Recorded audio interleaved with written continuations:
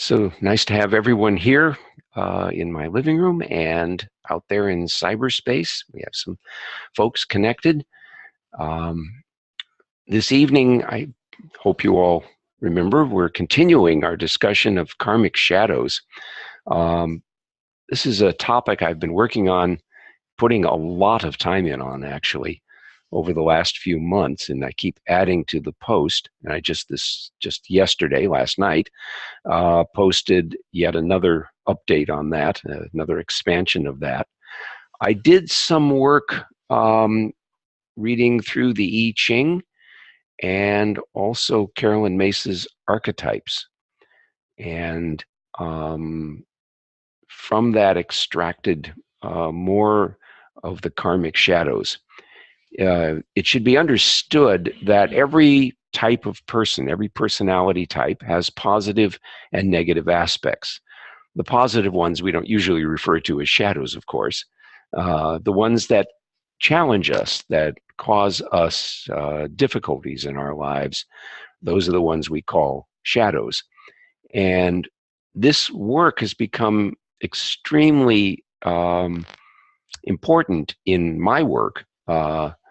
This knowledge has become extremely important in my work because it has allowed me, literally within a few moments, just a minute or two of listening to someone tell the story of their suffering, what it is they want me to be working on, it allows me to understand the context or the nature of what's going on in their life, and thus to be able to address that very core factor or factors that are influencing their lives, and thus very efficiently transform the nature of their life so that they can be much happier and much more successful and more aware, growing in their awareness, their spiritual development, so that they can be, living 200% of life. So that's the goal, and that's why I got so very interested in it. I'm going to slip my glasses on so I can read my notes, because this has turned into something like looks like a chapter in a book. Got these headset on, so I'm going to have to struggle for a moment. There we are. As I was thinking more about Karmic Shadows recently, I thought they write the story of our life. They write our script and set the stage of our circumstances, the stage upon which our life is going to play out. And that includes the antagonists, the individuals and the events that deliver our karma to us, and set up the challenges that we're going to face, challenges that ideally we look at as opportunities for growth and development. We speak often of good and bad karma, but that just means karma that we like and karma that we don't like. And in truth, karma, which is of course the reverberations of our past actions and our developmental path, it's both things, that karma is for the purpose of our development, our growth as a person. And so it's really not good and bad karma. It's just karma that maybe is more enjoyable and karma that's less enjoyable than it might be. These karmic shadows, if you think of this as developing the stage of our life and the play that we're going to play on it, they set the lighting and play the score. And in that, they create a mood or a certain tone that becomes the basis or the background, if you might say, or the nature of our life. If you go to a theatrical production or even just a movie, there will be music played, usually at the beginning, that gives you a sense of the feel of the piece you're about to experience. And so karmic shadows are very much like that. They set a certain tone in our life. Are we going to be happy people? Or are we going to be melancholy? Are we going to be confident? Or are we going to function in life with a certain amount of dread? Are we going to be easy in life, comfortable, smooth, or are we going to have a certain uneasiness in us, a restlessness, an unsettledness? Are we going to be friendly as a person, or is there going to be a certain hostility in us, a certain edge in us? We could go on and on about the different qualities of character. That the karmic shadows, again, we're using the word shadow here to denote the more challenging aspect, the more uncomfortable aspect of karma. But we don't want to forget the good karma too. But the karmic shadows, they set this tone that says this is what you're going to be working on in your life. These are the lessons that you're going to need to learn, and the problems that you're going to have to overcome, and the debts that you have to pay. Karmic shadows define our character and our circumstances and place us on the stage and compel us to play our part until at the climax we either master the lessons that they seek to teach or we succumb to play them out in another lifetime. The limiting energy of karmic shadows causes a lack of well-being. Limiting energy, I pulling this out of the context of a longer, description. Limiting energy refers to the fact that what karmic shadows do to us is keep us from having a fully alert, fully awake state of mind and healthy body. And so they produce limits. They set sort of boundaries or limitations upon us, challenges that we're going to have to overcome. So the limiting energy of these shadows causes us to feel a lack of well-being. They make us feel at times powerless, vulnerable, confused, uncertain, isolated. They produce failure, pain, bitterness, and sometimes even the desire for revenge. They can even produce chronic mental or physical illness. And let me just review something that we went over last time, but I think it's well worth talking about. The pain of our suffering, pardon me, I'm going to just cough for a moment. I'm going to mute the microphone.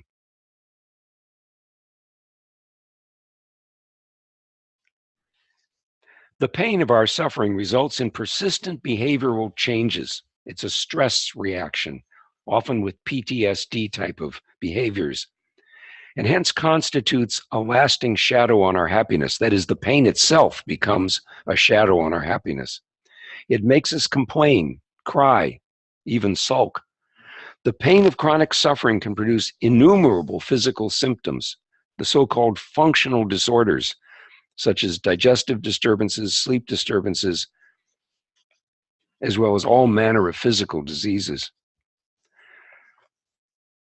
If we develop bitterness or a desire for revenge, this can result in aggressive behavior, or we may become very egotistical and obsessed with demonstrating our superiority, or we may belittle, abuse, or assault others.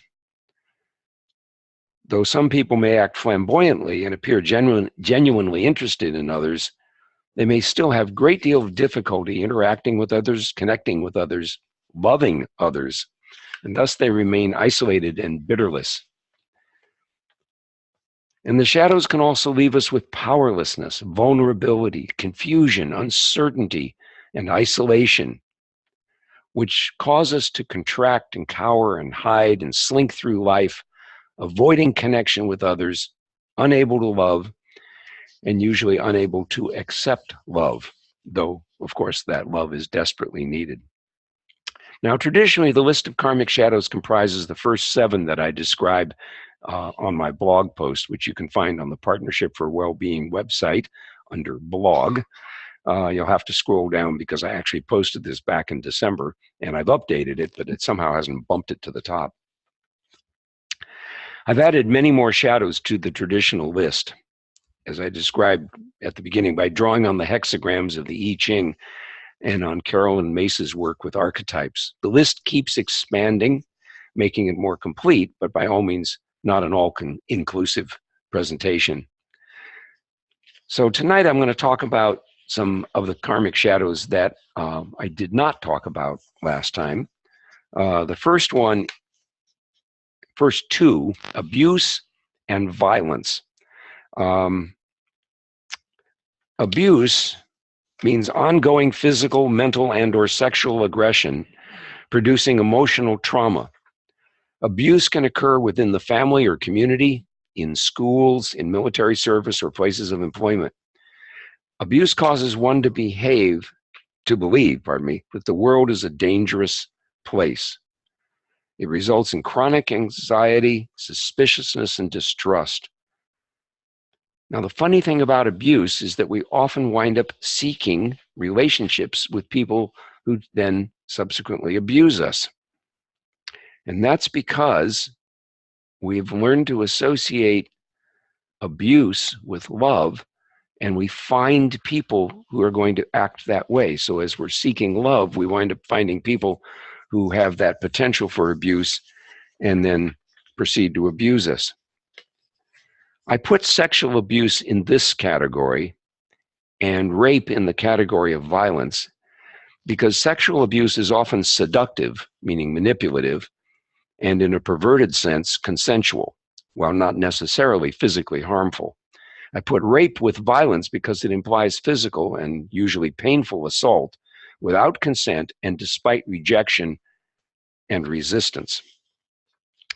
Violence, which is assault or rape directed at us personally or from living in an environment of gang or ethnic violence, riot, or war resulting in stress and or physical harm.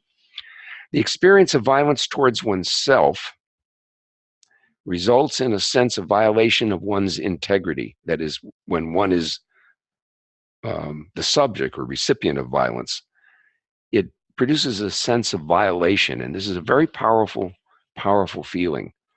And that itself becomes a shadow.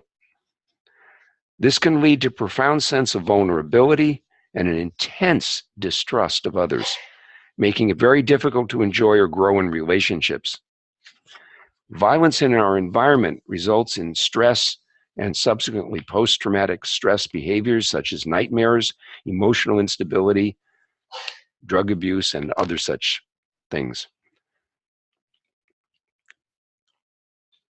Some of you know that long ago, it seems like it was another lifetime, I spent a year counseling hardcore heroin addicts. I often say that I'm not sure I helped anyone, but I learned a great deal.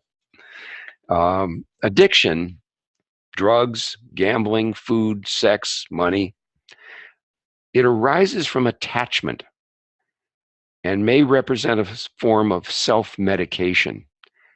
Addictive behaviors bring gratification, but limit our freedom and ability to handle challenging situations appropriately. And addictions very much block progress in life. So addiction is a major shadow and a very common one these days.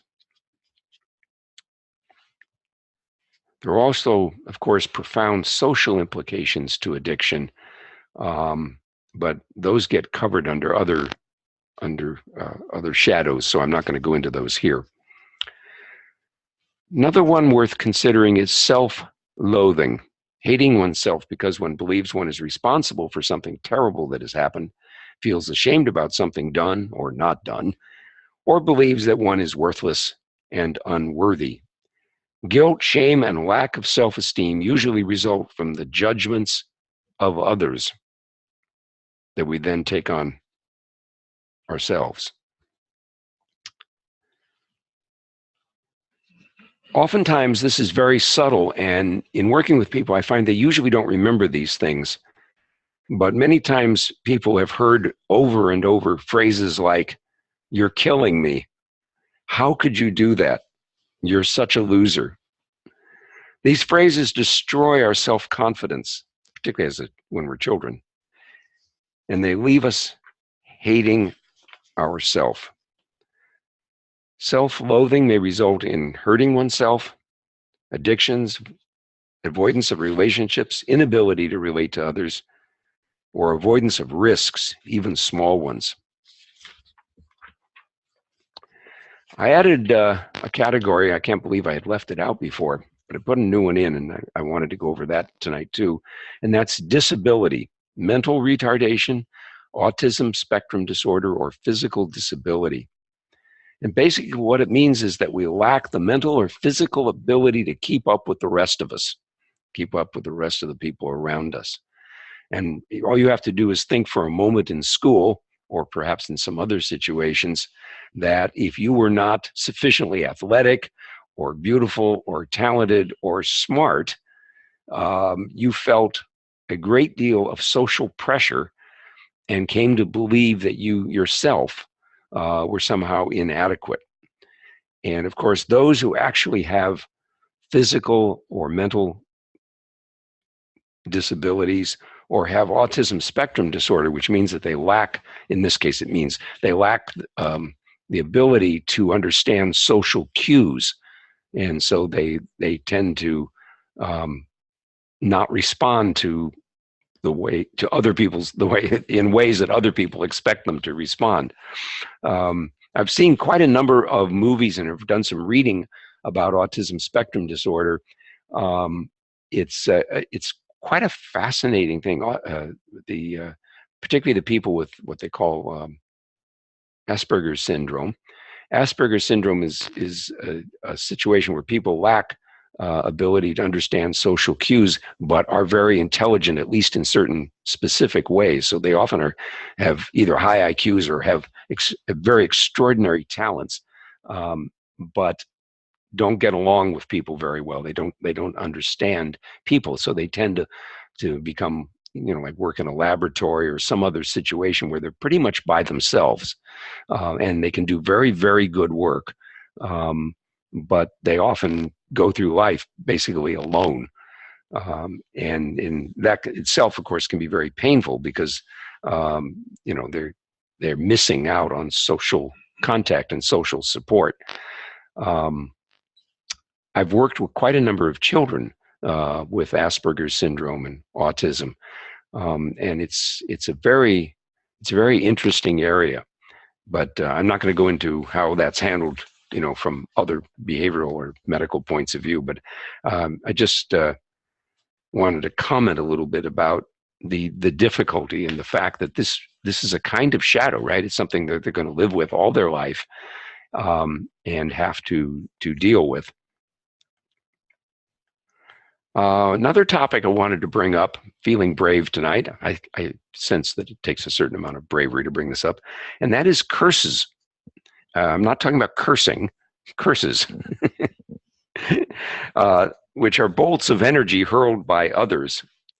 A curse can harm or cripple us, pardon me, even if the curse was put on us in a previous lifetime, or by a person possessing little psychic power. If we absorb deeply the intent of the curse, and that's an interesting thing because sometimes a person who gives a curse is not all that psychically powerful, but the interaction between two people, the person who's cursing and the person who's being cursed, results in the person who's being cursed taking in the energy. They absorb that energy. It's as if they actually believed it, even if they'd say, I don't believe in curses, but they still act as if they had been cursed. Curses can be sent to us individually or as members of a group. And the energy of a curse persists until either the curse is fulfilled or the energy that produced it is transformed. In the case of fulfilling a curse, often some residual energy will remain and will continue to suffer until we acknowledge that shadow, that curse, and accept the karmic debt and accept that the situation and make amends, and then things work out. I have to say that curses are more common than most people realize. In my work, they come up, I won't say frequently, but every once in a while. And it's an energy that I'll recognize when I'm looking at somebody's energy field. And I'm seek, like, where did this energy come from? And then I'll get that it came from an interaction either earlier in the person's life or from a past lifetime. and then go to work on clearing that out. Now, there are lots of shadows that present as personality types. A lot of the shadows I've been talking to so far are just shadows, you might say, on a person that result in certain behaviors. But many of them are the character that we come in as in this lifetime. And the first one I want to talk about is dependency, which is playing the role of a child even when one has reached adulthood. It keeps us dependent and subservient. It can make one live with one's parents well into adulthood. And it can result in one being subservient to a marital partner or a significant other, or to an exploitive and abusive employer or supposed friend.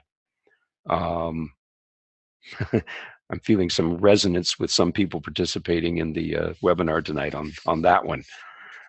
And we all do that to some degree. We all play that role of a child at least a little bit in our lives. And some people, it becomes the nature of their character. It's who they are. And oftentimes, if you're with people like that, you get that sense that they act like children. They act like they need guidance. They need support. They need to be told how to do things or how to solve problems that they just can't seem to work out on their own. Another one, it's called the prostitute. I wrote it as, oh, the things we do for love and money.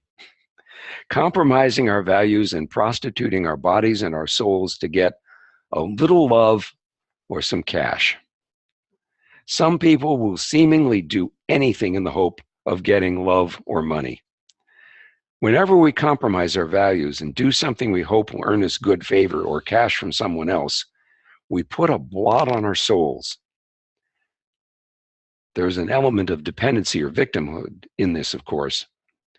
And I've seen some very ugly situations perpetrated by pimps and drug dealers, and sometimes salespersons, on those willing to sacrifice their integrity.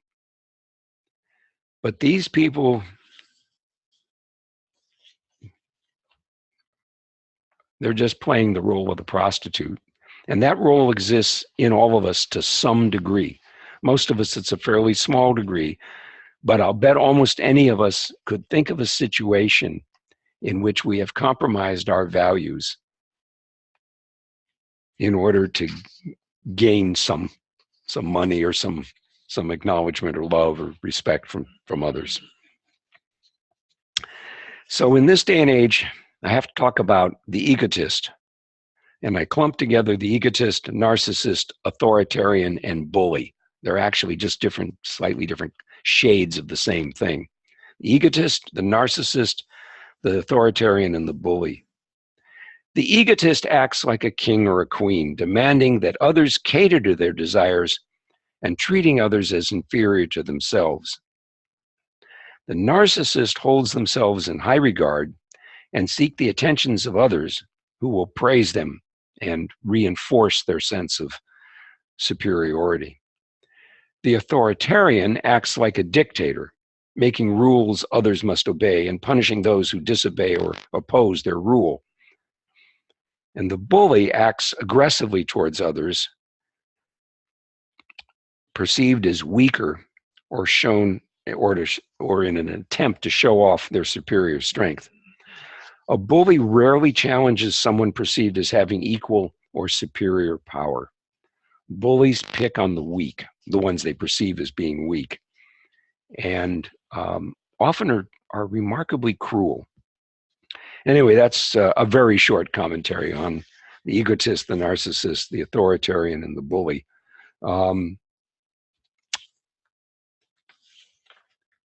This kind of person isn't as rare as we might wish they were. And it's quite a blot, actually. It's a very difficult thing because they're so absorbed in their self that they can never become bigger. They're actually like a contracted person, and they spend an enormous amount of energy trying to prove to themselves that they are worthwhile. Another one I want to talk about is the alien or the foreigner. It's kind of an interesting one. This is the person who never feels that they have found a place they belong. They always feel alienated or like a foreigner, a stranger in their circumstances. And they're always at odds with parents, authority figures, and the world. They may whimper and complain, or they may go on into rants to express their discontent. But they don't really take substantive action to change their circumstances. They literally don't know how. It's their shadow. Feeling alienated, a person may act out their frustration and loneliness through aggressive acts, violence, fighting, in drug use, and in criminal activities. The alien or the foreigner is a very unhappy person, and they seek immediate gratification, immediate kinds of forms of happiness, like drug use and parties and things like that. But they never really get to a place where they feel comfortable. They're never at home. And then there's the radical or rebel, the revolutionary, who's always fighting for a cause or against the establishment or some other recognizable figure. The radical is alienated, like the alien, and actively engages perceived enemies. Feels disquieted, restless, unsettled, and often frustrated, irritable, and angry, and finds motivation in his or her discontent. This motivation may overshadow any noble commitment to a cause and bring the rebel into conflict with other crusaders, more dedicated to the ideals of the cause. I don't know if any of you have ever been involved in something where you were working for a cause, you might say, working for a greater good, something of benefit to society. And you found in your midst a person who was extraordinarily dedicated, energetic, but when anyone disagreed with them about approach, what the group should be doing, they become quite angry and demanding and forceful, and sometimes they even storm out of a group in anger if they don't get their way. So that's the rebel, the radical. On the other hand, there's the small and the meek. They're overwhelmed by complexity, confused by dichotomy, and frightened by polarity. The small and meek avoid standing out or drawing attention to themselves. They prefer to work alone, doing tasks that they can complete easily, tasks that require little or no imagination or creativity. They find safety in a very simplified and often sheltered life. And then finally, the last one I want to talk about tonight, but I have more for another time. The last one I want to talk about tonight is the vampire. You know where the name comes from. The vampire sucks whatever it can get from others. Vampires appear small and meek or cowardly, but they're manipulative, seeking attention, love, assistance, indeed almost anything, food, a place to live, money, and stuff. Vampires often play on the compassion and generosity of others, even trying to elicit guilt to get people to meet their insatiable needs.